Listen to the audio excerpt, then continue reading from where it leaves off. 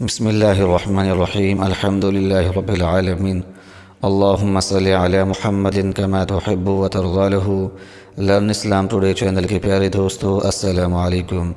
پیارے دوستو، ہم امید کرتے ہیں کہ آپ سب خیریت سے ہوں گے اور اللہ پاک کے حضور دعا بھی کرتے ہیں کہ اللہ پاک آپ سب کو اپنے حفظ و امان میں رکھے، آپ سب بہن بھائیوں کی جائز حاجتوں کو، دلی مرادوں کو پورا فرما دے، آمین۔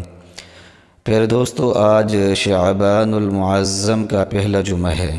شعبان کا جو مہینہ ہے نہایت بابرکت، عظمت اور شان و شوکت والا ہے۔ اسی طرح جو ہے جمعۃ المبارک کا جو دن ہے وہ بھی نہایت بابرکت ہے، اور ہفتے کے دوسرے دنوں پر جمعہ کے دن کو فضیلت حاصل ہے۔ پیارے دوستو، بزرگان دین کہتے ہیں کہ جمعہ کے دن اپنے لیے خصوصی دعائیں مانگا کریں،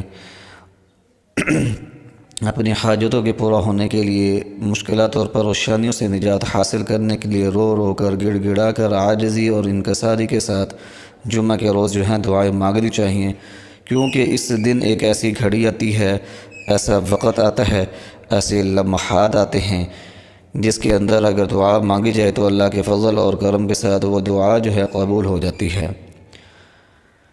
پیارے دوستو، آج ہم آپ کے لیے ایک انتہائی پاورفل وظیفہ لے کر آئے ہیں۔ یہ وظیفہ سورۃ یاسین کی آیت کریمہ پر مشتمل ہے۔ یہ آیت کریمہ آپ کو سکرین پر لکھی ہوئی نظر آ رہی ہوگی، وہاں سے دیکھ کر بھی آپ پڑھ سکتے ہیں۔ انما امرہ اذا اراد شیئا ان یقول له کن فیکون۔ انما امرہ اذا اراد شیئا ان یقول له کن فیکون۔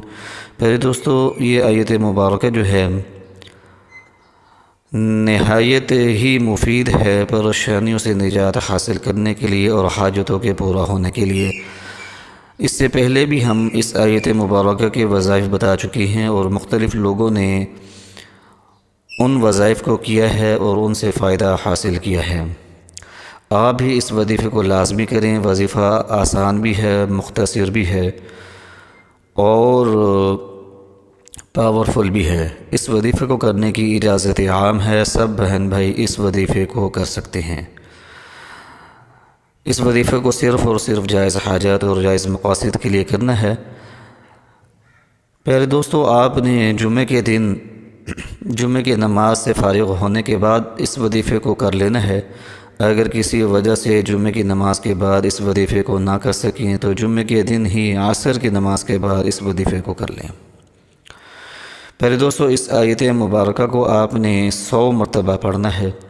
اول آخر آپ نے 5 مرتبہ درود پاک پڑھنا ہے، اور وظیفہ مکمل کرنے کے بعد اللہ پاک کے حضور جو ہے وہ دعا مانگنی ہے۔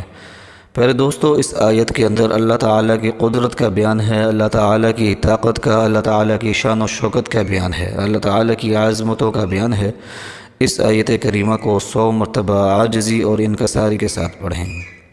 بزرگان دین کہتے ہیں کہ اگر اس آیت مبارکہ کو خلوص دل کے ساتھ پڑھا جائے اور مکمل توجہ کے ساتھ پڑھا جائے، عاجزی اور انکساری کا اظہار کرتے ہوئے پڑھا جائے، تو کوئی ایسی حاجت نہیں ہے جو پوری نہ ہو۔ تو پیارے دوستو، اس وظیفے کو لازمی کریں، اپنے بہن بھائیوں کو بھی بتائیں، اور وظیفے کو لازمی شیئر کیا کریں صدقہ جاریہ سمجھ کر، تاکہ اور مسلمان بہن بھائی بھی اس سے فائدہ حاصل کر سکیں اور ان کی مشکلات اور پریشانیاں بھی دور ہوں۔